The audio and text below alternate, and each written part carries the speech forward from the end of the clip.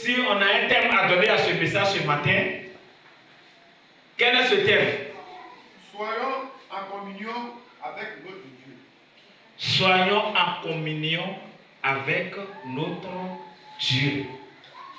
Sois en communion avec notre Dieu. Sois en communion avec ton Dieu. Pour le mieux bien comprendre. Est-ce que tu comprends? Amen. Sois en communion avec Dieu.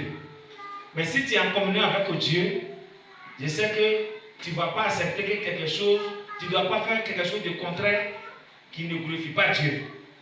Parce que celui qui est en communion avec Christ doit faire ce que Christ le veut, mais il ne fait pas ce que lui le veut. Est-ce qu'on se comprend ce matin? Amen. Celui qui est en communion avec Christ, il fait ce que Christ veut, mais lui-même il ne fait pas ce qu'il veut. Mais qu'est-ce que nous on fait? Nous on fait le contraire. Et c'est ça qui fait qu'à chaque fois nous ne sommes pas en communion avec Dieu. Que Dieu nous bénisse. Amen. On n'est pas en communion avec Dieu. Et tous les chrétiens que nous sommes, nous ne sommes pas en communion avec Dieu. Parce qu'il y a ce que lui-même veut. Et vous là, arrêtez ça. Non. C'est pas où on est en train de prêcher, vous êtes en train de parler de vous pour avoir quoi. Et puis on est en communion avec notre Dieu. On ne doit pas faire ce qui nous plaît nous-mêmes. On doit faire ce qui plaît à Dieu.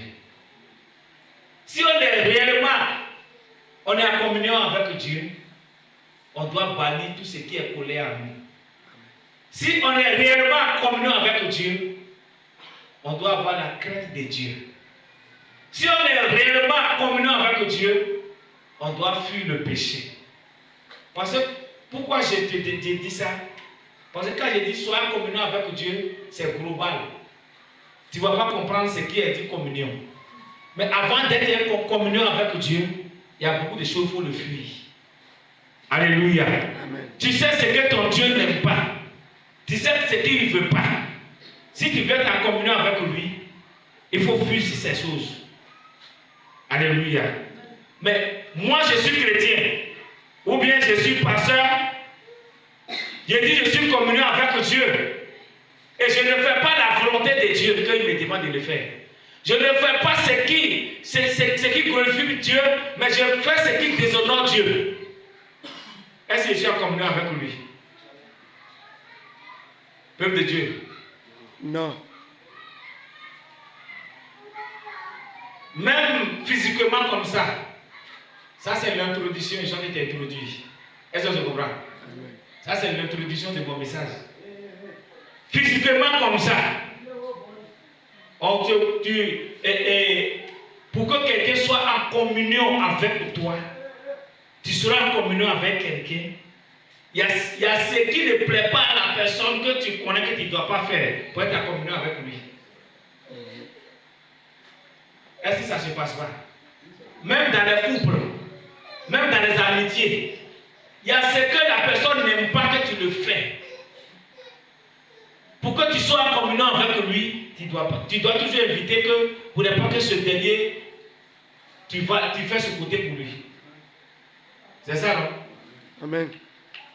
Si tu veux être en communion avec quelqu'un, même physiquement, tu dois tout faire pour connaître ce qu'il n'aime pas, ce qu'il aime et ce qu'il n'aime pas. Là, votre communion va durer.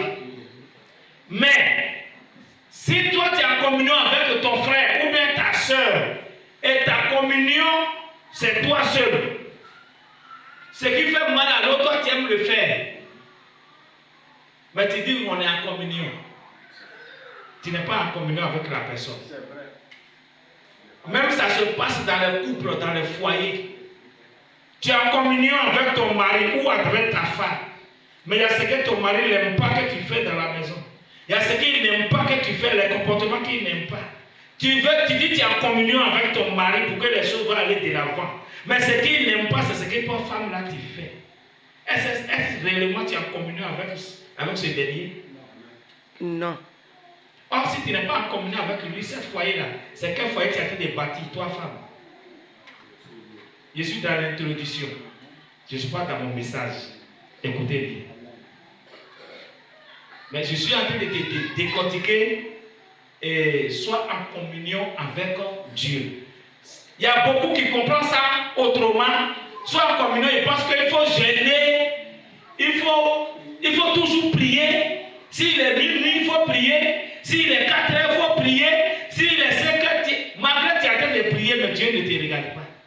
Parce que tu n'es pas en communion avec lui. Par ton comportement, par tes actes, par ton attitude, par ton caractère, en vis-à-vis même dans sa maison, dans sa présence. Lui-même, il sait que tu n'es pas en communion avec lui. Même si tu veux, il faut prier 10 000 fois par nuit. Dieu ne va pas exaucer ta prière.